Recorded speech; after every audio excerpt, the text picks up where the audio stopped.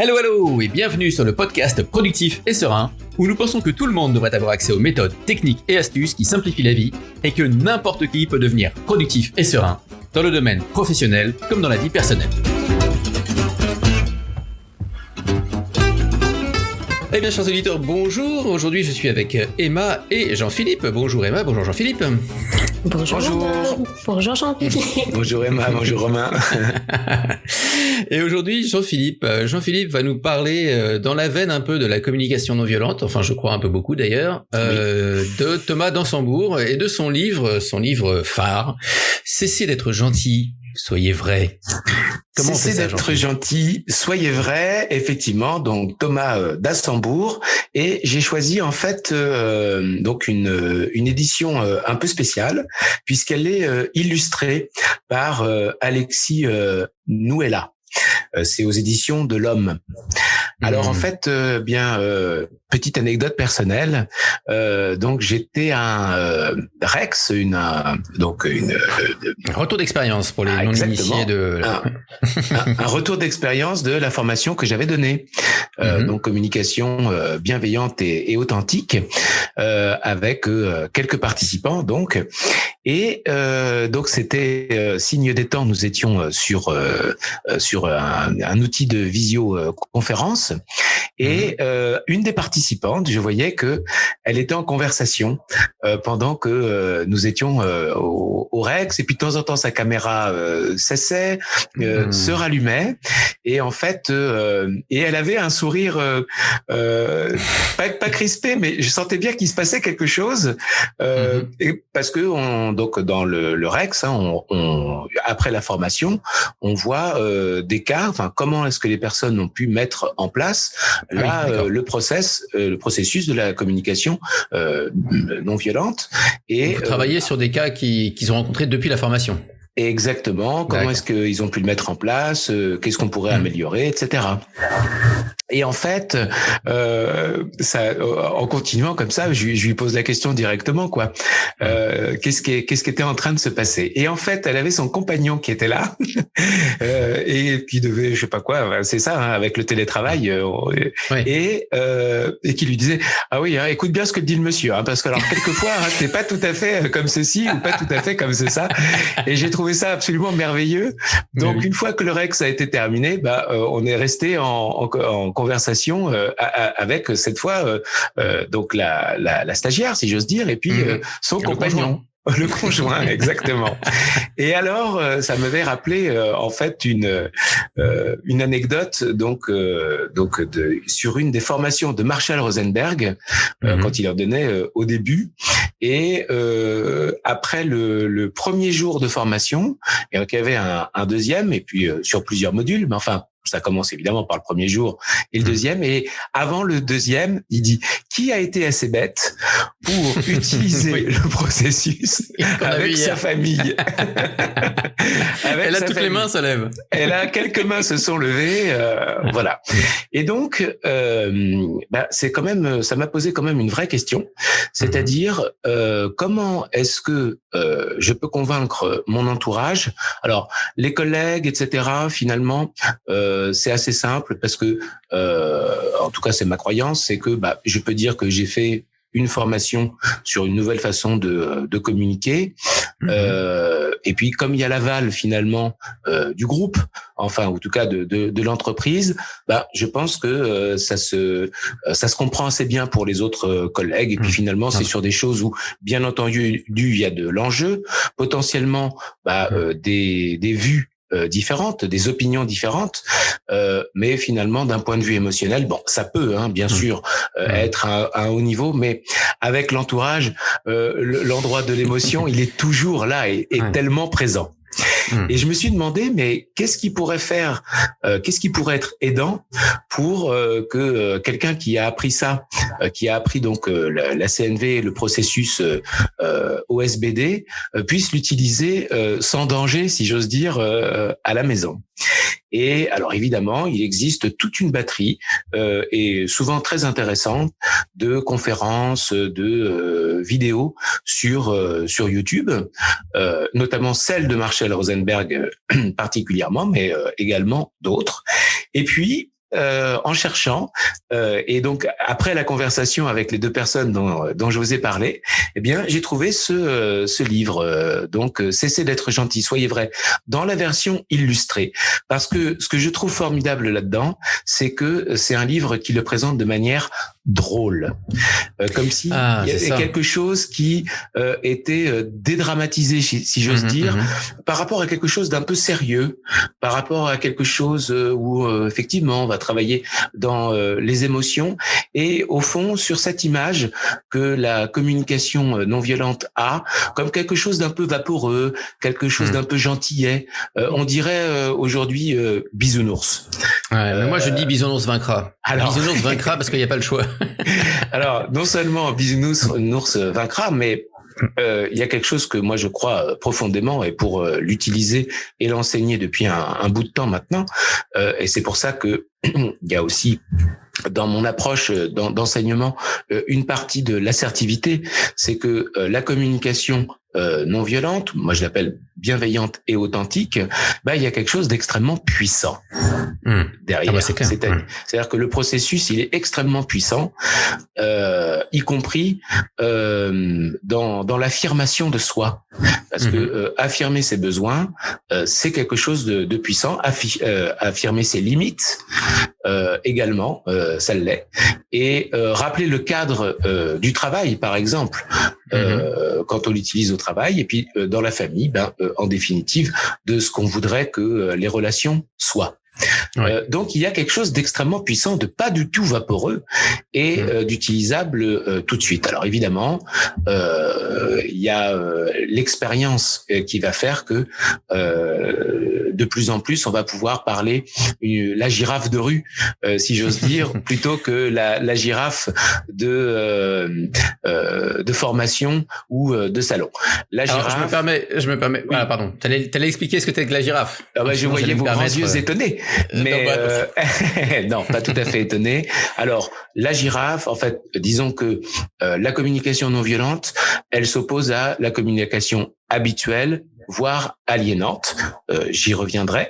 Et donc, la girafe, c'est, si vous voulez, l'illustration, pour le coup, de ce qu'est la communication non violente. C'est-à-dire que la girafe, elle a un très long cou, ce qui lui permet de prendre du recul. De la hauteur. Voilà, de la hauteur sur la situation. Elle a un grand cœur, un gros cœur, c'est l'un des plus gros du règne animal, effectivement. Et puis, elle a des sabots aussi, parce que figurez-vous que la girafe, eh bien, elle est très peu attaquée par les prédateurs parce qu'elle sait se défendre. Et les sabots de la girafe, c'est quelque chose d'important. J'entends par là, on est toujours sur cette image fausse de quelque chose de vaporeux. Non. C'est puissant. Le chacal, lui, il est un peu au ras des pâquerettes, en tout cas au ras des plantes de la brousse. Il a pas beaucoup de longueur de vue. Il a le museau vraiment pris dans ses émotions et il a pas de hauteur de vue. Voilà. Mais le chacal, il a aussi beaucoup d'intérêt pour la communication non violente. C'est aussi l'endroit du théâtre mental. C'est tout ce qu'on se raconte et qui est un minerai absolument extraordinaire pour déjà se lâcher. Ouais, c'est ça. Voilà, quand on est tout seul. Voilà. Ouais, moi je trouve que c'est un truc fabuleux. C'est qu'au départ, on veut pas trop aller vers le chacal parce que quand t'apprends la CNV, tu dis non, tu vas être girafe tout de suite et tout. Et en fait, je trouve que c'est un défouloir super. Et comme tu dis, c'est une mine parce que d'abord, tu vas te sortir plein de trucs. Ça fait du bien. Des fois, il y a besoin de sortir des trucs. C'est pas vrai, c'est faux, c'est tout ce qu'on veut, mais on a envie de le dire, donc on le dit. Et puis là-dedans, on va trouver des portes qui ensuite vont nous donner des indices justement sur ce qui va pouvoir nous aider à résoudre le problème aussi. Il n'est pas que mauvais le chacal, quoi. Non, exactement. D'ailleurs, il n'y a pas de mauvais ou de bon. C'est simplement à quel moment. Effectivement, laisser s'exprimer son chacal, c'est-à-dire tout son théâtre mental, tout ce qu'on se raconte. Ah là là, celui-là, il m'énerve, il comprend jamais rien, etc. Voilà, on a le droit. Et ça fait du bien. Mais oui, on a le droit de se lâcher un grand coup. Mais pas n'importe comment. Oui, parce que effectivement, si l'autre est là à ce moment-là, disons que c'est peut-être pas la meilleure stratégie pour renouer avec la personne et pour pouvoir avoir un échange de qualité. Néanmoins, quand on est tout seul dans son coin, pouvoir lâcher tout ça, ça fait du bien. Ouais, exactement, un exutoire et si on regarde bien tout ce qu'on dit à ce moment-là, c'est une entrée formidable pour pouvoir savoir ce que sont ses ressentis et surtout, là, c'est vraiment exactement les transformer en besoins. Les besoins vont nous rassembler. Voilà. Mais je pense qu'on avait fait un podcast sur la. Mais nous l'avions, donc on vous renvoie, chers auditeurs, vers ce podcast parce qu'on va pas le refaire. Non. Donc il est fait, il est bien fait. Et voilà, comme ça nous pouvons. Voilà. Mais si c'est toi qui l'avais fait, il est très bien fait. Alors oui, Emma. Est-ce que tu peux juste nous expliquer pourquoi c'est dangereux ou ce serait dangereux d'aller ou stupide d'aller justement pratiquer avec son entourage tout de suite là dès qu'on a quelques connaissances de CNV. Alors, j'ai beaucoup d'anecdotes, mais je laisse Jean-Philippe répondre. Parce qu'en définitive, d'abord c'est une expérience qu'on a eue soi, la formation, mais pas l'autre. Donc finalement, peut-être que la personne qui est en face, elle n'a pas compris quel pouvait être l'intérêt, la philosophie, et puis le processus tout simplement de la communication non violente. Donc ça veut dire que c'est quelque chose qu'il ne sait pas. Et puis deuxièmement, c'est vrai qu'au début, et c'est pour ça en fait, à mon avis, il faut avoir beaucoup d'expérience pour commencer à l'utiliser, enfin en tout cas de l'expérience pour l'utiliser, parce que finalement au départ, c'est pour ça que je parlais de girafes de salon et de girafes de rue. Au début, il y a quelque chose d'un petit peu artificiel dans la façon de s'exprimer, d'accord. Je vais dire par exemple, quand je vois que la vaisselle n'est pas faite, ça m'affecte, car mon besoin de beauté ou mon besoin de propreté, d'ordre n'est pas nourri. Est-ce que tu serais d'accord pour qu'on en parle? Et la personne, avant même qu'on ait pu dire cette phrase, elle dit: comment tu me parles? Tu me parles trop bizarre ce soir, d'accord? Et puis elle dit: mais non, je te parle pas bizarre, je viens de faire un truc de CNV. T'étais vraiment complètement bouché. On pourrait quand même. Et puis là, c'est reparti comme voilà, exactement. Donc voilà. Et c'est à cause de ça en fait. Voilà, c'est parce qu'il faut vraiment de l'expérience. Et puis je crois prévenir l'autre en fait. Voilà, c'est une tentative. Je suis en train de faire une formation. Est-ce que tu serais d'accord pour qu'on teste, etc. Mais ça pose quand même entièrement la question de comment est-ce que je peux faire pour convaincre les gens que j'aime ou avec qui j'ai envie d'avoir cette communication qui me permet d'être proche de mes émotions, de mes besoins, et puis de mon intention que que la communication ça marche mieux tout simplement dans mon couple, avec peut-être des amis, avec ma famille, voilà. Et je trouve moi que un des outils vraiment merveilleux, c'est justement ce bouquin Cessez d'être gentil, soyez vrai, dans sa forme illustrée, parce que je trouve que du coup le fait que ce soit illustré, qu'il y ait de l'humour, je trouve que c'est une façon je pense que l'humour est une façon de convaincre tout à fait efficiente et efficace. Et je trouve que quand j'ai lu ce bouquin, j'ai trouvé ça formidable parce que je l'ai trouvé très bien fait. En fait, c'est né d'une rencontre entre donc l'auteur Thomas Assembourg et l'illustrateur Alexis Noëlla. En fait, ça fait un petit moment que Thomas d'Assembourg il a publié son premier bouquin, donc c'est d'être gentil, soyez vrai. Qui fait des conférences, etc. Et au cours d'une de ces conférences, il le raconte dans la préface.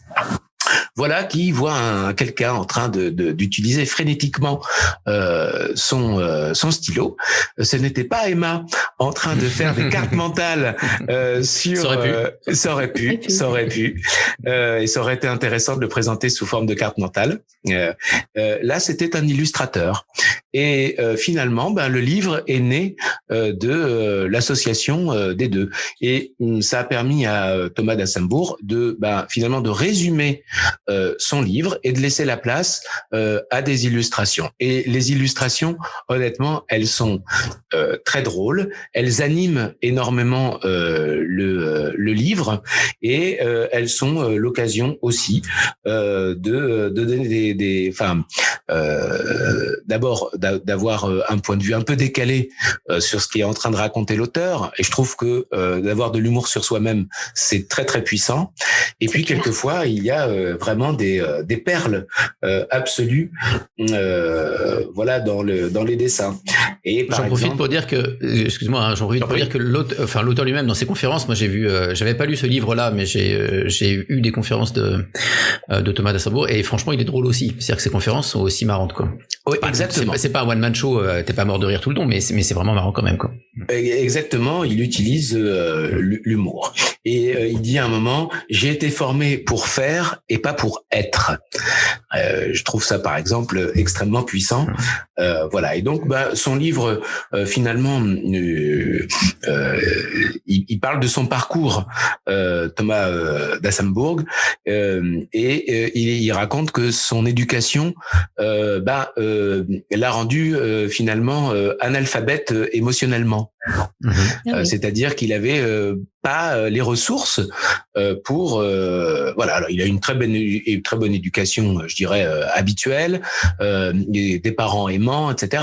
C'est voilà, mais qui lui avait pas appris finalement la sphère émotionnelle complètement. Et puis il y a cette histoire de politesse qui consiste quelquefois à pas être authentique avec soi-même. D'accord, voilà. Il y a des fois où il prend l'exemple d'un dîner, par exemple, où il dit oui, on se revoit, etc. Puis il a pas du tout envie, en fait. et donc, mais il se sent obligé de dire ça, ou alors également pour les hommes, comment est-ce qu'on traite les émotions. Un homme, ça pleure pas. Un homme, voilà.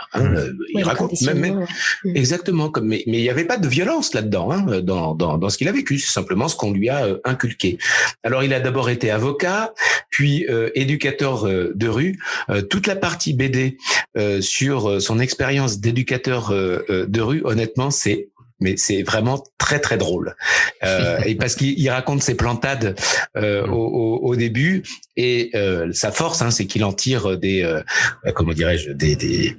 des leçons, exactement, des enseignements. Puis il est devenu éducateur de rue, comme je vous le disais. Puis il est devenu ensuite thérapeute, et maintenant c'est vraiment un des porteurs de la CNV. Il est très connu, et son livre a été connu un grand succès quoi. Et puis ensuite il raconte quels ont été les pièges qu'il a vécu. Donc là, il est vraiment dans son parcours. Et je trouve que suivre le parcours émotionnel de quelqu'un, finalement, comme il le fait de manière intelligente, et il ouvre. Est-ce que vous aussi, finalement, vous avez vécu ce genre de choses? Et je pense que dans le panel de tout ce qui donne de vivre des choses où l'émotion, elle prend le pas, et elle devient presque, comment est-ce que je pourrais dire ça, elle nous submerge. Elle devient comme une sorte de presque de poison quoi. Voilà, comme quand on est sous, l'alcool devient une sorte de poison. On se retrouve avec lui quoi. Il y a vraiment une identification à son propos. Donc il a donc plutôt appris à faire qu'à être. Il a pas mis l'estime de soi en lui-même, mais dans le regard des autres. Il a eu peur de la différence, et quelque chose dont on parle énormément en formation, c'est il ne sait pas dire non. Et donc en fait, on suit son parcours dans le chapitre 2. Donc le chapitre 1 est consacré à son parcours. Là aussi, c'est un petit peu son parcours, mais voilà. Et puis évidemment, à la fin, il y a une reprise des travaux de Marshall Rosenberg. Là, de la même manière, il le reprend de manière assez résumée et assez puissante. En fait, je trouve que son travail de résumé pour pouvoir laisser de la place aux illustrations est vraiment extraordinaire. Il a vraiment ramassé pour trouver, comme on dit, la substantifique moelle. Et donc, pour revenir à mon propos, je trouve que si on veut convaincre, si j'ose dire, ou comment sensibiliser les personnes de son entourage à la communication non violente, mais je trouve que c'est un outil vraiment extraordinaire. Voilà, il revient sur la communication aliénante ou habituelle, avec des jugements qui blessent, des croyances, des préjugés qui enferment, des pensées binaires qui mettent tout en opposition, qui divisent. Soit on est comme ci, soit on est comme ça, soit tu peux faire ci, soit tu peux faire ça. Mais voilà, plutôt que le et. On peut faire ça et en même temps faire ça. On peut penser ça et en même temps penser ça, ou se mettre d'accord sur telle ou telle stratégie pour ça, ou tout ce qui est de l'ordre de il faut, tu dois, tu n'as pas le choix qui plombe. Romain. Ouais, je trouve que c'est super important. Je voulais faire un petit laïus là, ce moment-là, parce que vous savez peut-être pas d'ailleurs, mais j'aime pas beaucoup moi tout ce qui est test profil psychologique, psychométrique, machin, tous ces trucs d'évaluation, etc. Parce que justement, pour moi, ça enferme.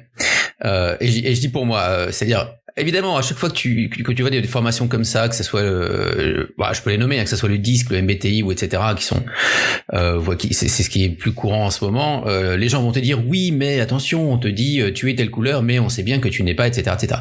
D'accord, mais la personne qui est en formation, elle reçoit cet outil-là. Elle est là pour 1 jour, 2 jours maximum. Elle va apprendre ce qu'on lui donne et on lui dit les bleus ils sont comme ça, les jaunes ils sont comme ça. Si t'es un bleu, tu parles à un jaune, faut changer ça, faut machin, etc. Et forcément, je veux dire, c'est pas son job à la personne qui vient de se faire former pendant 2 jours de travailler dessus et de continuer à essayer d'être super, de bien comprendre l'outil et d'à chaque fois avoir ces nuances-là. La personne, elle prend l'outil, elle dit, moi je suis bleu. Je vais pas commencer à chercher les nuances. Déjà, je commence par être bleu. L'autre en face, il va commencer par être jaune. Et puis et donc, je trouve qu'on s'enferme comme ça parce qu'on commence à être faux aussi. Parce que si moi, je suis obligé de changer ma manière de parler pour essayer de m'adapter à la personne en face, d'abord, j'ai pu me gourer sur la personne en face. Donc, je m'adapte sur un truc qui est pas le bon.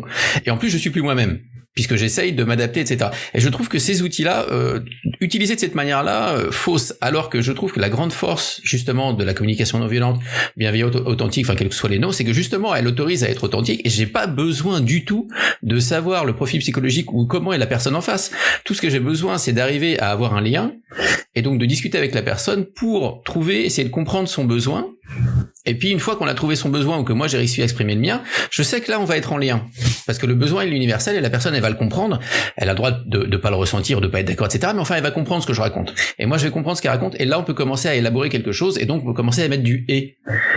Ouais, c'est tout le contraire de l'aliénant. Et je trouve que tous les trucs de psycho comme ça sont de psycho, c'est pas vraiment de la psycho en plus. Mais tous ces outils de profilage sont très aliénants. Là où la CNV, son grand intérêt pour moi, c'est justement tout le contraire. C'est de permettre de relier.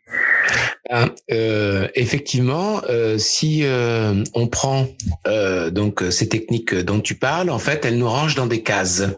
C'est ça. D'accord. Bon, alors après, c'est un petit peu comme l'astrologie, etc., où il y a des caractères qui sont nommés ou qui sont décrits. Effectivement, la question, c'est de l'enfermement, même s'il y a des choses qui sont bien vues, mais sans doute, que ce soit dans DISC ou même dans l'astrologie. J'entends par là simplement la définition des caractères. Bon, là je te laisse parler. Non, j'allais partir sur l'astrologie et les origines, l'ésotérique et tout, mais ça va. Alors, c'est un autre podcast. Non, c'est un autre podcast. Bon, alors rendez-vous à toi. Mais c'est intéressant. Là où Marshall Rosenberg, honnêtement, moi, je le trouve impressionnant et extraordinaire. Et en même temps, il a pris dans des travaux qui avaient été faits sur la définition des besoins. Et en fait, les besoins, ce qui est très intéressant et ce qui relie, c'est que sont universels. Mais universels. C'est-à-dire que un Esquimau, plutôt un Inuit, quelqu'un à New York, un trader à New York, un paysan de la Beauce ou du Sichuan, eh bien, ils ont les mêmes besoins. Et nous avons tous les mêmes besoins. Et en ça, c'est vrai qu'il y a quelque chose qui est en plus porteur, moi, de valeurs que j'aime, et en tout cas desquelles je me sens proche, c'est qu'il y a bel et bien un universalisme, des choses qui, quelle que soit notre langue, notre culture, le temps dans lequel nous vivons, eh bien, il y a des besoins qui nous rassemblent tous, et même quelquefois des comportements. Alors, il y a quelqu'un qui a travaillé là-dessus, et il y a quelque chose qu'on retrouve absolument dans toutes les civilisations, c'est l'invitation au regard. C'est-à-dire quelqu'un qui va vous regarder et qui va simplement un peu lever les sourcils. Et ben ça, on le retrouve absolument partout. Et donc moi, je crois en cet universalisme. Et en tout cas, ce que je peux observer, c'est que quand je parle de mes besoins, d'un besoin, mon besoin de beauté, d'harmonie, de ponctualité, de choses tout à fait, voilà, je peux rejoindre l'autre. Et réellement, ce que je peux dire là, c'est que je l'ai expérimenté dans ma vie, et c'est tellement puissant, puissant. Et quelquefois, pour régler des problèmes ou des questions vraiment profondes, ou des situations qui sont dans la durée, y compris avec des gens de ma propre famille. Ma propre famille. Mais ce qu'il y a, c'est que avant d'aller utiliser la communication non violente avec eux, j'avais eu beaucoup d'expérience avant. Donc, je l'ai fait sans que ça se voie, si j'ose dire. Je parlais vraiment déjà plutôt pas trop mal. T'avais intégré la chose, quoi. Ouais, la girafe de rue. Si bien qu'il n'y avait pas ce côté un petit peu scolaire, quoi. Un petit peu scolaire, exactement, un peu procédurier, puisque c'est un processus et peut-être artificiel que je pouvais avoir au début. Et donc voilà. Et donc avec les proches, c'est hyper puissant. Et quelle joie de pouvoir avoir une meilleure communication, des meilleures relations, de pouvoir faire sauter des comment est-ce que je pourrais dire ça, des zones où vous savez, il y a la carapace, où tout d'un coup il y a plus de fluidité. Voilà, c'est juste un bonheur, quoi. C'est juste un bonheur. Voilà. Ah bah je peux témoigner alors pour le coup de ça, puisque moi je crois que ma première formation CNV ça devait être dans les 2010-2011 ou un truc comme ça par là. Et effectivement j'ai eu la grande intelligence de tester direct le soir. Ça s'est pas bien passé. Ça ne s'est pas bien passé du tout. Mais pour dire que c'est pas perdu, puisque effectivement ma femme maintenant après quelques années à regarder ça d'un peu loin, aujourd'hui elle est très impliquée dans le process, puisqu'elle donne des conférences avec le théâtre du fil de la vie d'ailleurs, si jamais vous les entendez parler d'eux, des conférences pour présenter la CNV en entreprise. Mais tout ça pour dire quoi, c'est que moi je trouve que dans ma vie perso ça m'apporte énormément pour aller dans le sens de ce que disait Jean-Philippe, c'est-à-dire que le relationnel qu'on a elle et moi maintenant, c'est marrant parce que alors évidemment on se frite toujours parce que ça arrive toujours d'avoir des sujets sur lesquels on n'est pas d'accord, etc. Donc les tensions n'ont pas forcément disparu du truc, mais il y a quelque chose de tout d'un coup on voit l'autre et on entend les mots et on se dit il est en train ou elle est en train d'essayer de prendre soin de moi, d'essayer de prendre soin de la relation.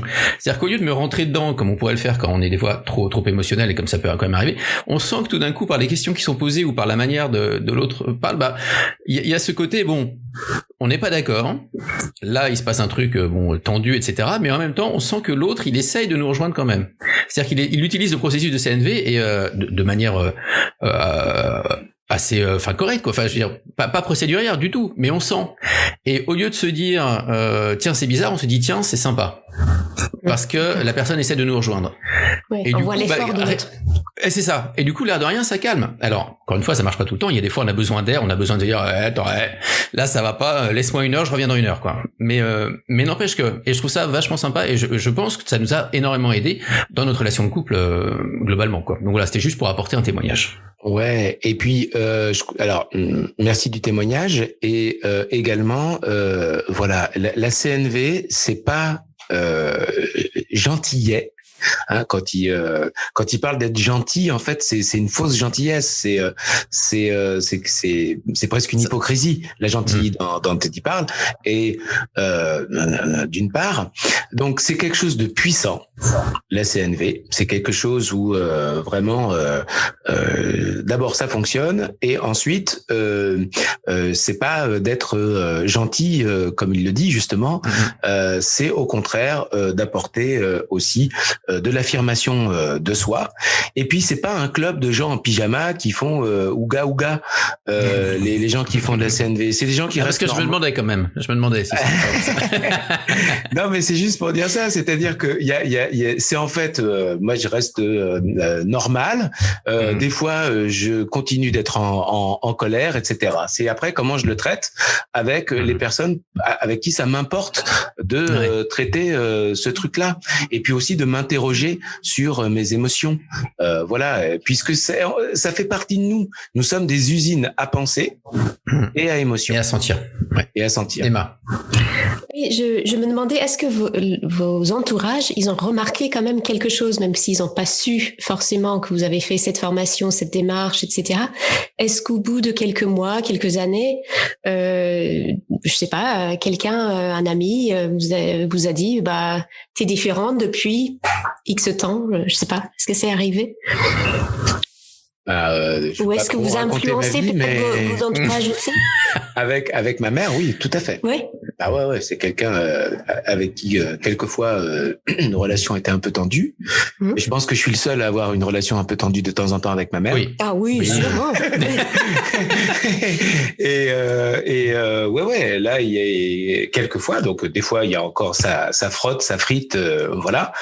Sauf que ça dure moins longtemps, sauf que ça fait moins souffrir, sauf que on arrive à plus vite à reparler de la chose, sauf que on réavance, sauf que on peut revisiter des situations même d'il y a longtemps, et je me sens suffisamment maintenant, comment dirais-je, disons girafe, pour dans ces moments-là arriver à ce que nous ayons des échanges de qualité. Et ma mère, c'est quelqu'un à côté de qui j'avais pas envie de passer dans ma vie, quoi. T'as raison, je pense. On est une chouette relation, c'est quand même assez cool. Voilà, ou avec ma fille de la même manière. Donc elle me dit rien. Enfin, je veux dire, voilà. Mais pour le coup, de la même manière, dans les moments qu'on vit ensemble, voilà, hein, quelquefois les enfants ou les parents, enfin bon, hein, ça frotte un peu. Ce que je peux dire simplement, c'est que ces moments-là durent pas longtemps, et que ça nous laisse plus de temps pour avoir des moments bien meilleurs. Parce que l'autre fois, j'ai regardé dans mon agenda et je me suis aperçu que j'avais plus le temps d'être malheureux. Ah bah ça c'est bien ça. Alors je vais rester. On va conclure là-dessus. Alors ça me paraît une excellente conclusion. Pourquoi pas? Eh ben oui. Bah merci beaucoup Jean-Philippe pour ce tour donc du bouquin de Thomas Dansembourg. Cessez d'être gentil, soyez vrai, mais la version illustrée, hein, c'est ça que tu recommandes. La version illustrée, et puisqu'on en est au merci, merci Romain de m'avoir fait découvrir la CNV il y a quelques années maintenant. Ah mais c'est avec plaisir. Allez, que ce soit dit.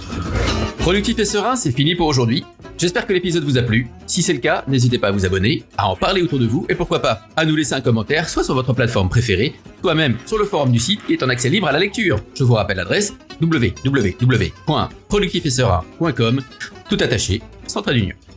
Bonne productivité, bonne sérénité, et nous vous retrouvons au prochain épisode.